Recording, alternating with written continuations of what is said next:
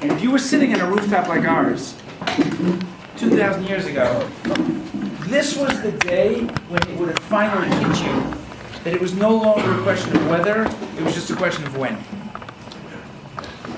Asar David on many different levels represents the walls that are put up. We know that the second Beit Mikdash was destroyed because of sinat chinam, because of blind hatred. And the way that hatred begins is we put up walls.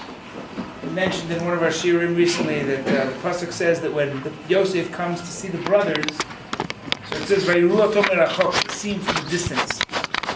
And Ramban says you can only really hate someone when you look at them from a distance. That's what the Nazis did. They made us distant. When we go to Yad Vashem on Yom HaShoah, exhibit in Yad Vashem in the museum is how their propaganda turned us into non-entities. We were vermin, we were mice, we were rats. So if you're not a human being, it's easy to do that. And the tikkun, the fixing of Asar David, is to take down the walls and to break down the walls. But nonetheless, it's important to remember how those walls were put up. Unless we think that this is only about the Romans, so obviously we live in a generation that understands oh too well how easy it is to build walls around Jews, to put them into ghettos. So on Sukkot, we did an Old City tour, and Jonah came with his family, and I met Mrs. Waldman and discovered that she had been in Dirdak, and b'mikra, totally by chance, the day before I had been at a big family picnic and found out that I had relatives named Dirdak.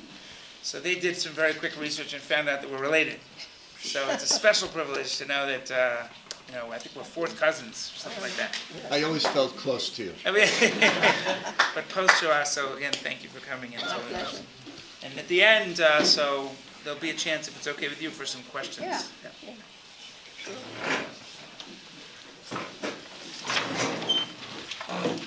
Tell me when to start.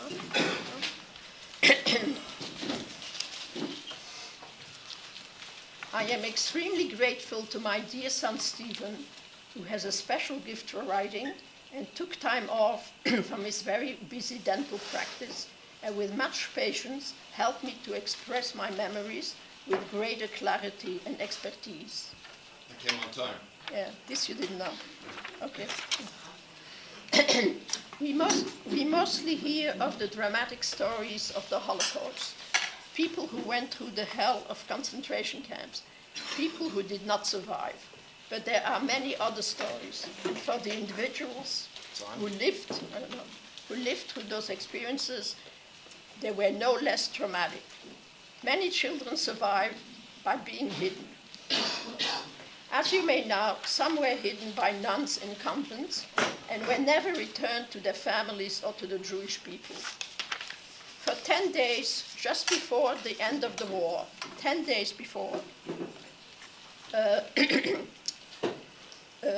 I was hidden in the care of an old Christian couple living on a farm. The couple could not know I was Jewish and named Naomi.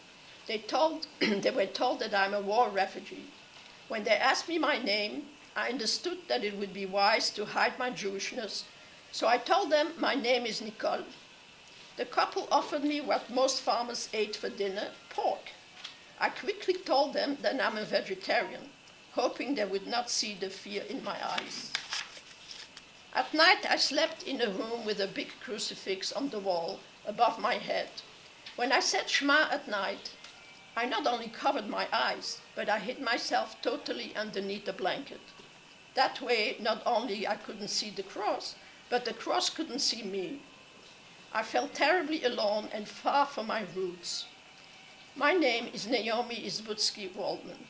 It is an honor and privilege that your wonderful and dedicated teacher, Rabbi Binny Friedman, invited me to speak to you, such a special group of dedicated Talmidim devoted to Torah and the Jewish people, to share my part of my experience in the Holocaust. I was born and grew up in Antwerp, Belgium. My parents came from Poland, Russia. My father from a little town called Orla, and my mother, the only daughter with 6 brothers, from the large city of Bialystok. My mother's father used to teach Torah to young Talmidim just like yourselves, and one of those young men, my father, put his eye on that beautiful daughter who who would serve the boys tea. In 1903, my parents with their families had to flee Poland, Russia because of pogroms, and they made a home in Antwerp. The First World War came soon after. In 1914, when the Belgian government refused to let German troops pass through their country to attack France, the German army invaded Belgium. My parents had to pack up again, and with many other Jews fled to England in 1914. In England, my two oldest brothers were born, Abraham and Joseph. After the First World War ended, my parents returned to Belgium. Another son, David, and three daughters, Rachel, Eva, and myself, were born there. I was the youngest and thought we were poor. I remember that my father made sure every Pesach to invite to our Seder someone who was alone and had even less than us. My earliest memories of our warm and loving family are the delicious aromas of kugel, chicken soup, zimmers, and apple cake baking in the oven. Being the youngest, I was quite spoiled by my parents and siblings. My oldest brother would dance around with me on his shoulders, singing, "Be happy today, leave your problems for tomorrow." In those innocent times, we could not imagine what horrors were lying in store for us tomorrow. 10 May 1940. The Germans are about to invade Belgium. 2 years before this, my older brother David was 18 years old.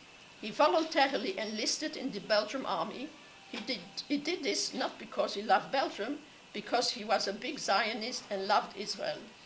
He wanted to learn how to fight so that when he fulfills his dream in Palestine after the war, he would have skills necessary to fight for the Jewish people and for their land. Out of his battalion's 70 fighters, only 7 survived. He was one of them.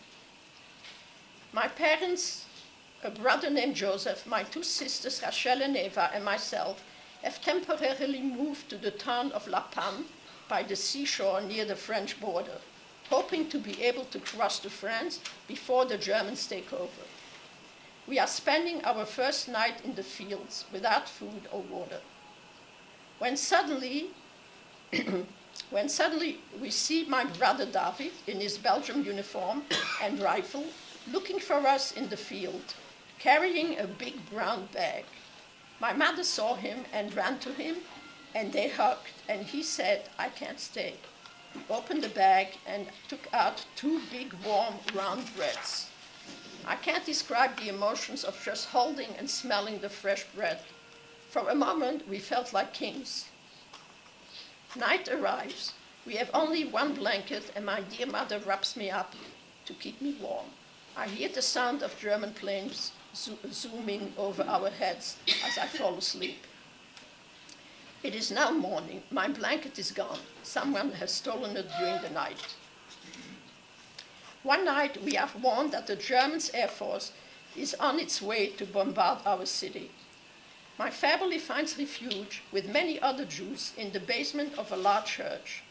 My father refuses to go into the church with us, and he assures us that Hashem will protect him wherever he is. Night is falling, and hundreds of people are huddling together in the church's basement. The bombing starts. I see through the windows huge masses of flame zooming by, with ferocious explosions shattering glass windows all around us.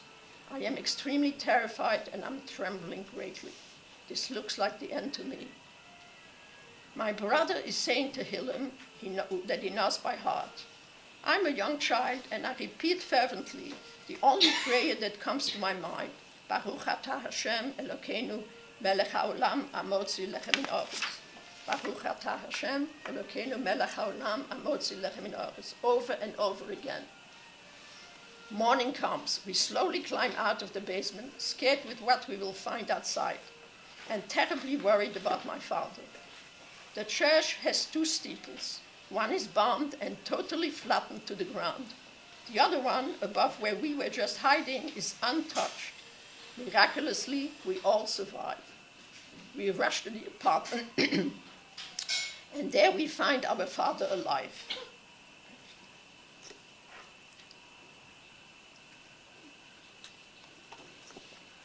1942, Antwerp, Belgium. I'm hiding with my parents and cousins for 2 years in an abandoned house with the shutters closed. My brother Joseph, who was born in England, was interned as a prisoner of war in Germany. He used to do the laundry for his fellow inmates in order to earn a bit of money. He would send that money to our mother, and this is how we managed to survive. Mechelen was established. Huh? The Nazis. What's the matter? This is how we managed to survive. Was the Nazis? Oh. I'm a little excited. The Nazis are starting the razzias. The razzias are hostile raids, going from street to street to round up Jews. They burst into my grandfather's house. He's 82, very ill in bed and cannot stand up. Above his bed is a certificate from the doctors that orders that he is not to be moved out of his bed. The Nazis ignore the certificate and his wife's pleading and put him on a chair, carrying him down the stairs onto a truck to the Sammellager or assembly camp named Mechelen.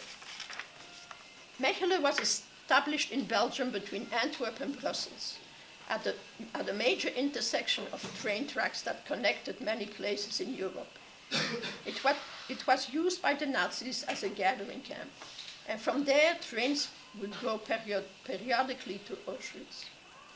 A train arrives in Mechelen full of Jews from a torture camp in Belgium who are weak after slave labor and are being shipped to the gas chambers. Already on this train is my grandfather's son, Uncle Noah, who looks like a skeleton from hunger and hard slave labor. My grandfather is placed on this train in the same car as his son Noah. They meet. I cannot imagine the horror of their last trip together to their death. I pray to myself, hoping they died holding each other on the train and did not suffer more in Auschwitz. A few months pass. We hear screaming in the next street, understand that the Nazis were rounding up the Jews, and have a moment to run up to the attic, pull the ladder after us, and close the trap. The Nazis storm through the house where we are hiding. My cousin, a Belgian citizen, puts her life at risk and lies to the Nazis, telling them that no one is home. They kick the doors open with their boots, they search, they scream every corner. Finally, after what feels like an eternity, we think we hear the Nazis leave. My cousin tells us that we can come down, but we stay in the attic, afraid that the Nazis are forcing her to trick us to come out of our hiding place. After hours of her pleading, we come down. This time, the Nazis did not find my parents and myself hiding petrified in the attic. 6 months go by. January 7th, 1943. This time, we are not so lucky. Today, we hear no warning screams. My mother and myself are still in bed, and my father is davening with his tefillin on. We hear a strong knocking, and my cousin opens the door. The Nazis storm in, rip off my father's tefillin, throw svarim and belongings all over the floor, rush into the bedroom where my mother and I are quickly getting dressed, and order us to get on the truck. My father tries in a broken German to say something to the Nazis, but they smack this in his face. I start to scream and cry, and they rush us onto the truck where other Jews are already waiting fearfully. My 2 older sisters were already in Mechelen. Being over 16, they already had Belgian citizenship, unlike my parents and myself, who were Polish, which meant that the early time of the war, the Nazis would not deport them to Auschwitz. On the truck, my father starts to use a manual beard clipper. I suddenly don't recognize the face that looks at me. I was shocked and torn inside. I had never seen my father without a beard. He had suddenly become a stranger to me. Later in Mechelen, the assembly camp, I learned why my father did